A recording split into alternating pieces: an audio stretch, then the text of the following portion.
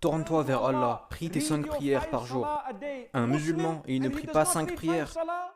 Allahu Akbar. Comment c'est possible, mes frères et sœurs? Si tu faisais une prière avant et que maintenant tu en fais deux, c'est un grand pas en avant. Mais ce n'est pas encore l'idéal.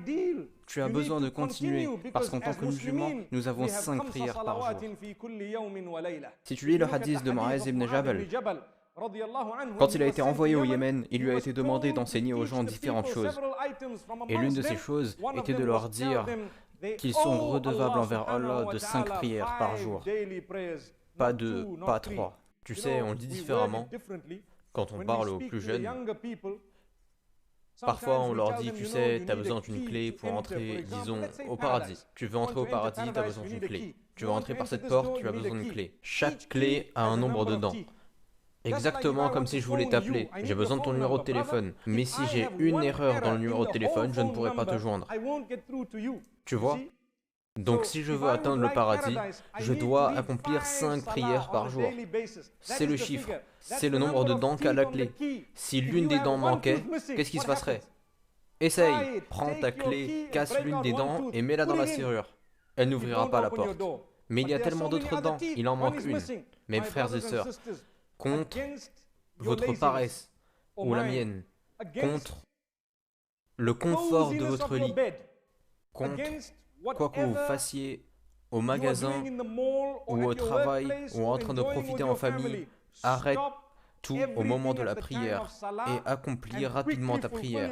Imagine, je dis rapidement alors que normalement ce n'est pas censé être fait rapidement, mais même si tu l'as fait au beau milieu de ton travail et que tu as accompli ta prière, advienne que pourra, mais peut-être que cette action te vaudra d'entrer au paradis.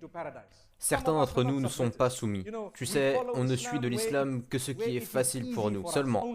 Eh bien, nous devons faire mieux que cela. Ce qui veut dire que si c'est facile, alhamdulillah. Si c'est difficile, on doit toujours essayer, on doit toujours vouloir plaire à Allah. L'autre jour, j'ai reçu une magnifique image sur mon téléphone que je dois partager avec vous. Ça montrait un petit personnage qui soulevait des poids lourds, je pense peut-être 60 ou 70 kilos de chaque côté. Il les soulevait et il disait « Tu penses être fort ?»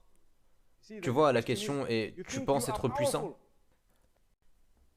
Bien sûr, cela est parce que les jeunes d'aujourd'hui veulent avoir de gros muscles. Ils veulent être vus de sorte à ce que quand ils te saluent, tu ne puisses dire que « Wa alaykoum assalam ». Tu vois, parce que tu ne peux plus les regarder comme tu les regardais avant.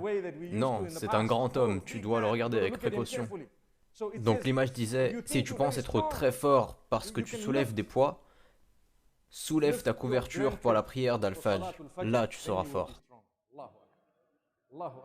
Tu es fort, tu veux soulever des poids? Soulève ta couverture pour la prière d'Al-Fajr. Ça, c'est le titre de champion poids lourd.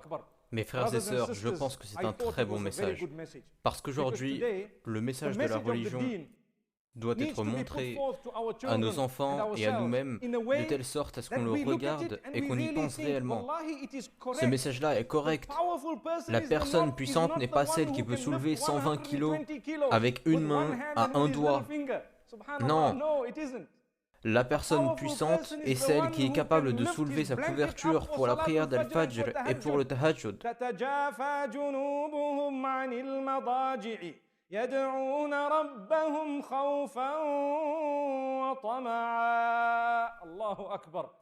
Dans la sourate La Prosternation, Allah parle de ces puissants croyants et Allah dit que ce sont ceux dont les côtés refusent de rester allongés dans leur lit. Ils se bougent en dehors du lit pour se tenir debout, pour prier le Tout-Puissant la nuit, priant pour Allah, le craignant et ayant espoir en son pardon, qu'Allah nous l'accorde.